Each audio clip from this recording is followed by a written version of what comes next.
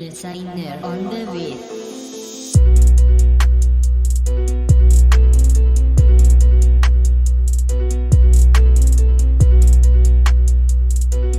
Hey y'all! Hey Sha! Welcome back to my spooky channel and Queen Cat. Hey Sha! Double tap the like and sub button real fast. What's up y'all? What is good? If you are new here, hi, hey, my name is Brooke. And this is my baby girl, Indy. Y'all saw her reaching at me earlier. Go ahead on and subscribe to my channel and give this video a like because guess what? We are going to be taking another deep dive into true crime.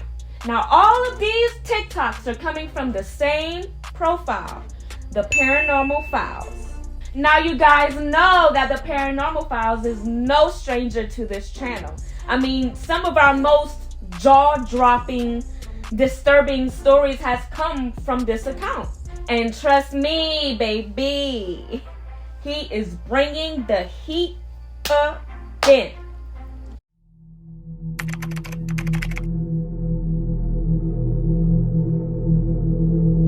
Diving into our first true crime TikTok, we have a man by the name of Peter Scully. Now, if you don't know who Peter Scully is, the Paranormal Files does a way better job at explaining who he is than I do. So I'm just gonna shut up and let him do the talking. This is Peter Scully, one of the worst pedophiles in world history. I'm about to tell you his story, but seriously guys, this one is incredibly disturbing. It's so dark, and viewer discretion is really advised for this video. So Peter Scully, he's still alive. He was from Australia, he had a family there, but he was engaging in criminal activities and he eventually fled the country and moved to the Philippines. And this is where the darkness really began. While he was in Australia, Peter Scully started up an international child sex abuse ring. The things that were done to these kids are, I mean, I can't even talk about them here on TikTok, but he also started up a pay-per-view video service. And with these videos, he was producing CP, but one of the most extreme forms of CP that can possibly be produced. So how did all this happen? Well, when he was out living in the Philippines, Peter Scully had 2 Filipina girlfriends. They would go out to the streets, they would find kids that needed money or looked impoverished, they would bring them back to the house they shared with Peter, and the things that went on afterwards are literally unspeakable. Remember, like I mentioned before, Peter was the head of an international ring of people that enjoyed the abuse of kids, and he provided videos for these clients. But his most infamous video was titled Daisy's Destruction.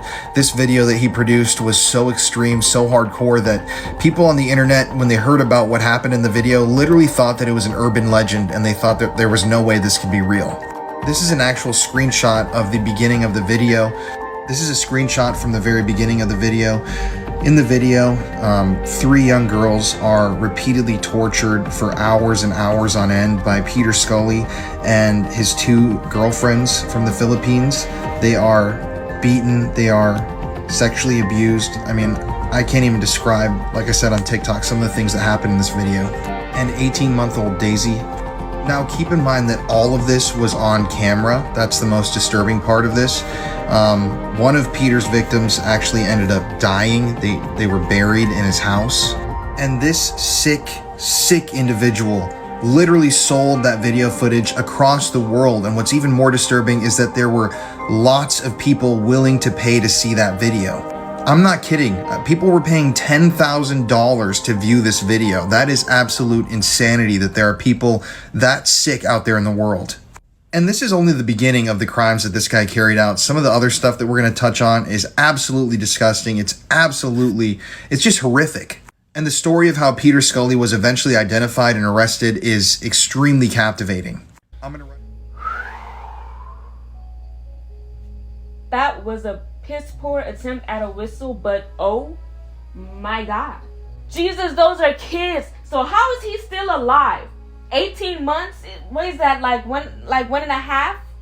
How is he still alive? They done unalived buku people for way less. Are y'all feeling me? Does he have connections or something? Like, I would like to say RIP to every child that was ever in that unfortunate situation. I want to pray healing upon the families that are affected by such a devastating loss. I can't even comprehend. I can't even imagine being one of them mamas where the news come out and that's what happened to your child. Seriously, how has nobody found him and did anything yet? I guess if he's still alive, then that means that we still have a chance for him to get a taste of his own medicine. Since the unalive sentence clearly wasn't a good enough choice. You know what? A good enough choice. I may be onto something. Maybe the laws didn't judge him properly because they knew that he would get what he really deserved on the streets. No, that's not true. I'm delusional, but I'm gonna believe it anyways. This next TikTok is about the sad, heroic story of Bupak Shakur, government name Robert Wayne Lee. Now, Robert was a pedo hunter. He'd catch child predators and expose them online like a literal hero. But I'll let Paranormal Files fill you in on the case. This pedophile hunter was shot and killed, bringing a tragic end to his heroic hunt. This is Robert Wayne Lee II, otherwise known as Bupak Shakur. Before his death, Robert was an infamous online personality who frequently posed as a 15-year-old girl to lure in pedophiles. He would then expose these pedophiles, blast their names and information out, and he was really working to show the community that he lived in just how these people operate, how many of them are out there, and how dangerous they can be. Well, on September 29th, 2023, the unthinkable happened. At around 10:23 p.m. that evening, Robert walked into a restaurant called the Universal Coney Island in Pontiac, Michigan. It's unknown exactly to this day why Robert was in there, but according to security camera footage, when Robert walked inside, there was already an 18-year-old and a 16-year-old waiting to meet him. Now, at one point, security camera shows Robert actually approach these two in the booth that they were in and start confronting them. And at around the same time, the 16-year-old that was seated in that area pulled out a semi-automatic handgun, right after his friend pulled out a knife, and the 16-year-old then opened fire, killing Robert. The 16 and 18-year-old then fled the scene, leaving Robert to die. Now, after Robert, or Bupak, was killed, his loss was felt all over social media, and people even went to the restaurant where the shooting occurred and left tributes and memorials to him. Definitely sad to see someone's story end like this, especially when you consider all the good that they put out into the world and their time and effort spent hunting down these vile individuals. It's still unknown exactly why the shooting happened, if it was connected to one of his stings or not, but R.I.P. Bupak Shakur. Oh my goodness. R.I.P. Robert.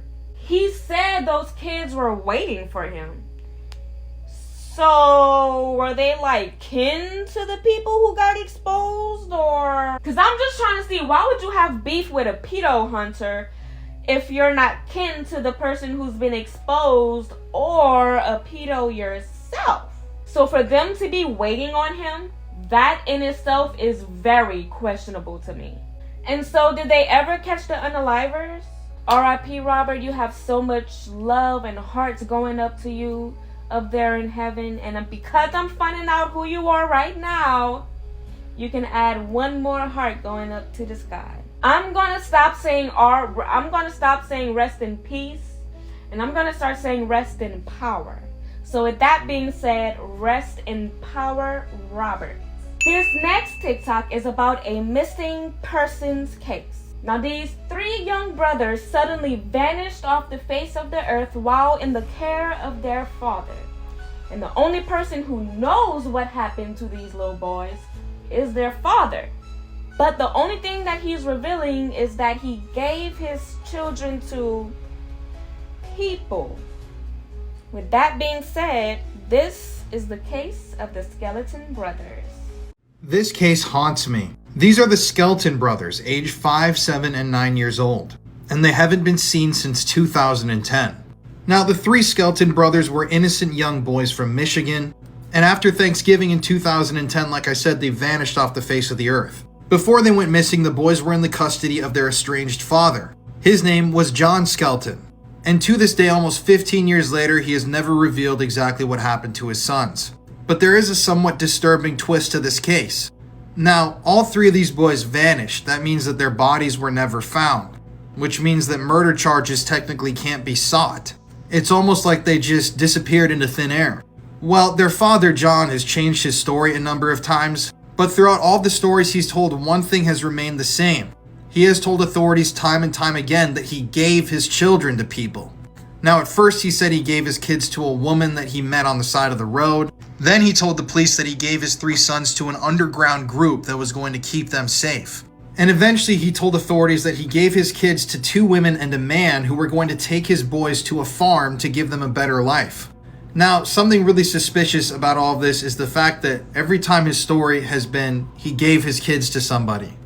And to this day, their remains have never been found. No one has any idea what happened to them. But what I do know is that every single year, millions of children are kidnapped or forced into sex slavery.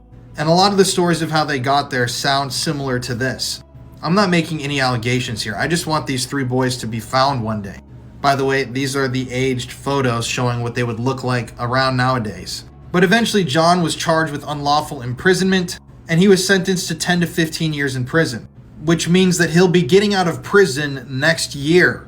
He will be out walking as a free man, and this is the only guy who knows what happened to his sons. And there are a lot of weird things about this guy, like his cell phone records, where he turned off his phone and didn't want to be tracked on the night of the kid's disappearance. And I just want to know the truth about what happened. This is weird. So if you tell me that these 3 little boys vanished off the face of the earth, and that the only person who knows what happened is his daddy, and his daddy is saying that he gave his children away to people, I'm gonna automatically think like some next level, it can only happen in movies type of stuff. Like, whenever you say you sold them to people, like, did they have black trench coats? And like was it like a group of people and they was wearing what Dad be wearing, that little hooded trench coat looking thing, whatever that little thing that Scream be wearing? I'm just so confused. So like, are they sure that they looked everywhere? Because if they did, then who is the people that is a complete professional black belt at making people disappear? I don't believe that he gave his children to people at all. I feel like he did something to them children. I don't know what he did. I don't know how he made them disappear, but he did. My mind is about to get really dark, so I apologize if it's too much for you. But because I'm just trying to think, how do you make people just vanish? Like, so what my mind went to was he ate them. But then it's like, I mean, if you eat, but I don't know, because a person got bones too. I don't know what happened. I don't know. I don't. But I do know that whatever happened to those little boys, I don't want to say rest in power to them, because I still want to have a little glimmer of hope that they're still alive right now, that they're just elsewhere, just a completely different person, new names, new disguises, they look completely different. I don't know, y'all. I just hope they are okay. If they did pass away, rest in power. This is definitely going to sit on my mind a little bit. I like these types of true crime cases, not that pedo and incest and and how that doctor could make a living sex doll. Like, what? This next TikTok is actually going to pick y'all brain, okay? So y'all remember Bob Saget, right? The man from Full House. If you know him, then I'm more than sure that you know of his passing. R.I.P. to him. Rest in power to Bob. And the story of his passing is completely odd and mysterious, to say the least. The death of Bob Saget was completely unexpected and pretty mysterious, so let's talk about it. So if you don't know Bob Saget, then you probably haven't ever watched the show Full House. Full House was the show that really launched Bob Saget's career, along with the careers of people like John Stamos. And Bob Saget also went on to host America's Funniest Home Videos. He was a very beloved figure in Hollywood and in American culture, but one day in 2022, the completely unexpected happened. At around 4 p.m. on January 9th, 2022, Bob Saget was found dead in his hotel room. These are real pictures released by the police of Bob Saget's hotel room after they found his body. At the time of his death, Bob Saget was in Orange County, Florida. He was on a tour doing stand-up comedy and had just played a show the night before. On February 9th, the autopsy report was released, which stated that Bob Saget had died from blunt force trauma to the back of the head. Now, usually you hear of blunt force trauma causing a death in the case of murder cases. But according to authorities and the official story, Bob Saget supposedly fell somewhere in this hotel room, hit his head on the back of the head, crawled into bed, and died in his sleep. Now, I don't really know what to think of all of this. I think it probably was some sort of a tragic incident. But regardless, this was an extremely shocking death, and once again, it is somewhat mysterious. Wow. These are some of the comments. This is... The people believe there's more going on to it too. Y'all can pause if need be to read the comments, because I'm not gonna leave them up for long. Okay, so is it me, or does a lot of famous people pass away in hotels? So nobody know where his head at. And then look at the hotel pictures. That room doesn't even look like someone's been sleeping. Now, he could just have extreme OCD. He could just be a very, very, very clean person. So either he's a clean man and I'm reaching, or this doesn't make sense. And I think it's the latter. Also, some of the comments, I was reading some of the comments were saying about his wife was trying to keep things under wraps. What is that about? I don't know, y'all. What do y'all think? This needs to be a discussion. What do y'all think? For our last true crime TikTok, we have a very, very sad case of a man who proposed to his girlfriend underwater, but sadly did not return back up to the surface. This is the case of Steven Weber and his girlfriend, Kanisha Antoine.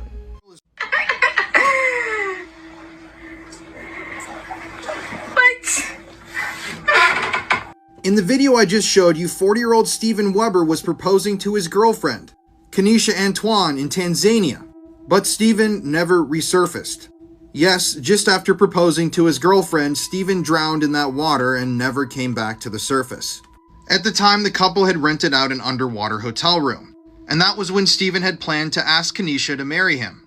So on the day of, while Kanisha was in the room, Steven went up to the surface, got his stuff ready, and hopped in the water.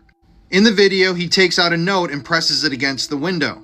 This side of the note reads, "I can't hold my breath long enough to tell you everything I love about you, but everything I love about you, I love more every day." He then flipped the note over, and the other side read, "Will you please be my wife?" And after that, he retrieved a wedding ring in a box from his swim trunks. In the video, he then swims off camera, but like I said before, Steven never came back up to the surface. Obviously, this was a massive shock to everybody in this situation and just such a horrific accident. And in fact, later on, Kanisha would write in a Facebook post, "You never emerged from those deaths, so you never got to hear my answer. Yes, yes, a million times, yes, I will marry you." This story is just horribly sad and one of those times truly when truth is stranger than fiction.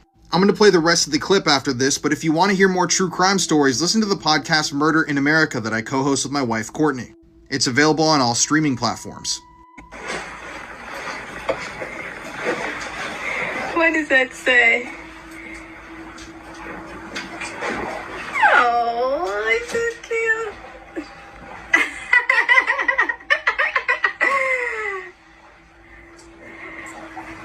What?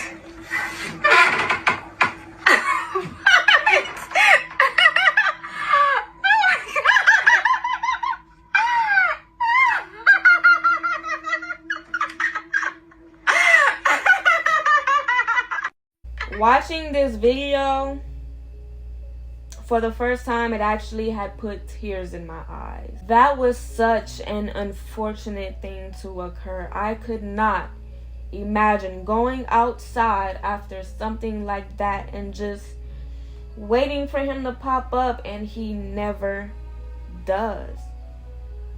Did she attempt to jump in the water to see about her man? Because I mean, they said they rented out the little underwater house thing, the little house that be on the water thing, right? And you know, the pictures that I've seen of them, I don't feel like the house is that far from the surface. I feel like we didn't get all the details, but either way, this is really sad. He passed away while proposing.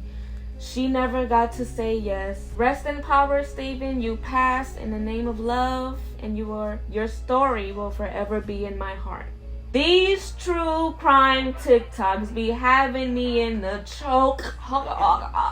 I'm serious, y'all. Like, my flabbers really do be gassing. The case that stuck out to me the most is definitely out of the 3 boys, Daisy Destruction, or the proposal. Which story stuck out to y'all the most? If you aren't already, then what are you doing? Go ahead and subscribe to my channel. Hit that bell notification to get notified every single time I post a spooky episode. Share this video with another true crime lover. Like this video as well, because I will greatly appreciate it. Definitely stay safe. I'm giving y'all literally proof as to why y'all should stay safe. Please stay safe. Thank you so much for your support. Until next time, bye, Sha. Period. Designer on the beat.